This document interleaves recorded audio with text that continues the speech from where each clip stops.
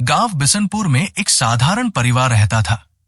दादा श्रीधर, दादी कमला, बेटा रमेश, बेटी सुमन और पोती राधिका। श्रीधर जी ने अपनी मेहनत से एक छोटा सा घर और थोड़ी जमीन खरीदी थी। वे चाहते थे कि उनके जाने के बाद परिवार में प्रेम बना रहे। 1995 में श्रीधर जी का निधन हो गया। उन्होंने कोई वसीयत नहीं छोड़ी थी। गांव के बुजुर्गों ने कहा कि संपत्ति रमेश और कमला देवी को मिलेगी, क्योंकि हिंदू उत्तराधिकार अधिनियम के अनुसार पत्नी और पुत्र प्राथमिक उत्तराधिकारी होते हैं। समय बीतता गया। राधिका बड़ी हुई, पढ़ाई में तेज थी और अपने दादा की जमीन पर एक स्कूल खोलने का सपना देखती थी।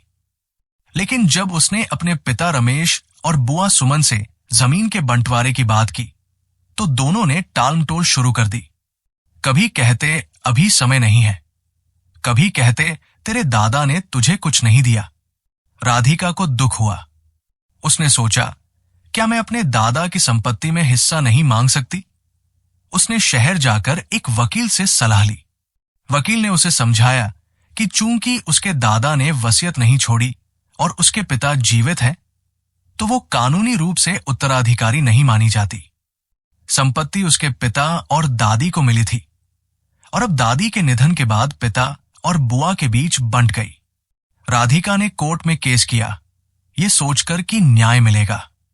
लेकिन कोर्ट ने हिंदू उत्तराधिकार अधिनियम की धारा 8 का हवाला देते हुए कहा, पोती को तब तक अधिकार नहीं मिलता जब तक उसका पिता, जो उत्तराधिकारी है, जीवित हो। राधिका की आंखों में आंसू थे, लेकिन उसके मन में ज्ञान की लौ जल चुकी थी। उसने स्कूल खोलने का सपना नहीं छोड़ा।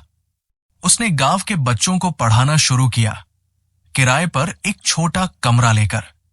धीरे धीरे लोग उसकी लगन को पहचानने लगे। एक एनजीओ ने उसकी मदद की और कुछ सालों में उसका सपना पूरा हुआ। एक दिन उसके पिता रमेश खुद स्कूल देखने आए। उन्होंने राधिका से कहा, बेटा, मुझे माफ कर दो। मैंने कानून की आड़ में तुम्हारे जज्बात नहीं समझे।